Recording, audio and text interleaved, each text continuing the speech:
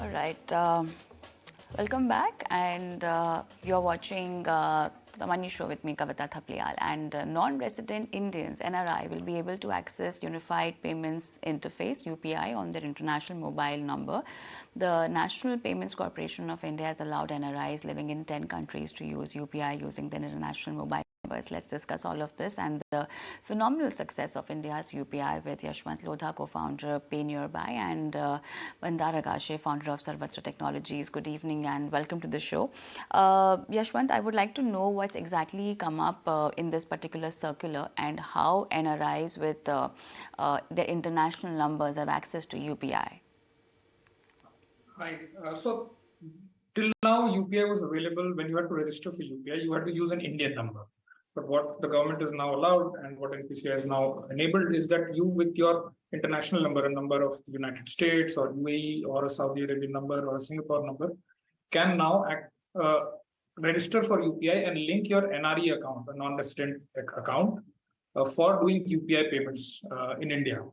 The good part is that earlier this was not possible at all, while us resident Indians had could enjoy the benefits of UPI, but NRIs could not do it unless they also maintained an Indian number along with it, which led to a little bit of operational hassles and a little bit of inconvenience, as opposed to the seamless experience that the UPI provides. So I think this is a game changer in terms of the payment experience that we will be able to provide to our non-resident Indian friends, and the beautiful experience that we get as Indian residents will also now be available to the international residents of India.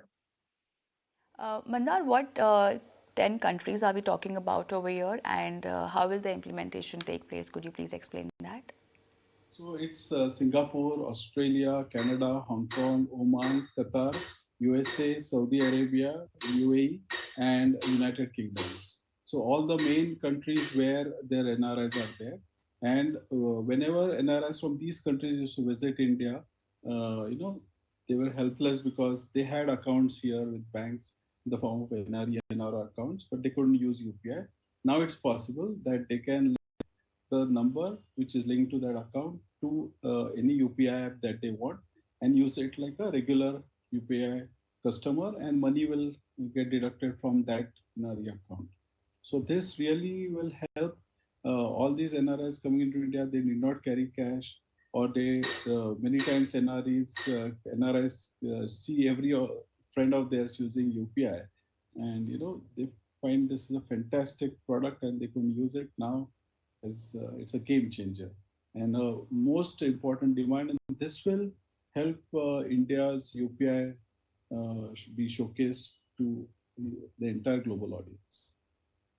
Exactly. Yashwant, also the international number that we're talking about has to be the number that's linked with your account over here, right? That has to be like a formal registered number, or it can be any number that they've been using in that particular country.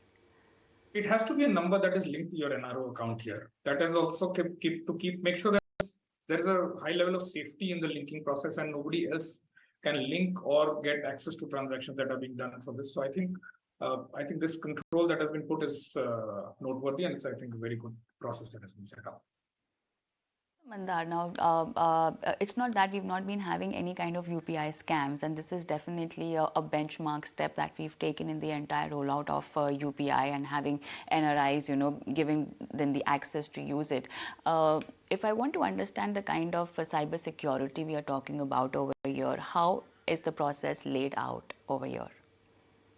So basically, why it took time for this to happen? Because basically, there is not only the mobile number which is confirmed, but it's also device binding.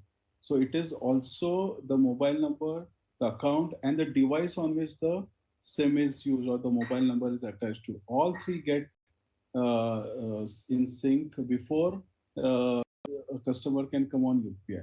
So the device binding thing has been activated for those country codes. And because of that, there's an extreme high security because only that particular mobile only can be used. Plus, most importantly, there is a UPI PIN. So it's a two-factor authentication. So most of the international customers are, in fact, not used to having a two-factor authentication. They're just using their card wherever they want. There's nothing called PIN. Here for UPI, every transaction, there's a PIN. So device binding plus PIN makes it very, very secure. Also, along with this development, uh, uh, uh, which is obviously a benchmark movement that we're talking about. But then apart from that, if we have to talk about having UPI, taking it internationally, any specific features which are given specifically to NRIs, which Indians so far who are using UPI, they don't have it? Any addition in terms of doing their transactions in a better way, or any charges also, because this has been a point of discussion when it comes to UPI usage, whether in India, and here we are talking about NRIs using it for the international number. Any charges on that? Yashwant. So no charges that we're yet aware of. And anyway, if even in India, wherever we have now the recent conversations that have started around charging, the charging is not to be, the customer who's paying the money is anyway not charged, even in the limited scenarios like a credit card or a high value prepaid card transactions where charges are being discussed. So I think that at least from to that extent, the customers will be free of, will not have to bear charges. All right, so I think that's all. UPI for NRIs, and they can have UPI services available on their international number, provided that this international number is their registered number with their accounts here. Thank you so much, Yashwant and Mandar, for being on the show and helping our viewers with this. On that note, we take a quick break, and post that, let's talk about how crypto and especially Bitcoin is turning profitable for long-term investors.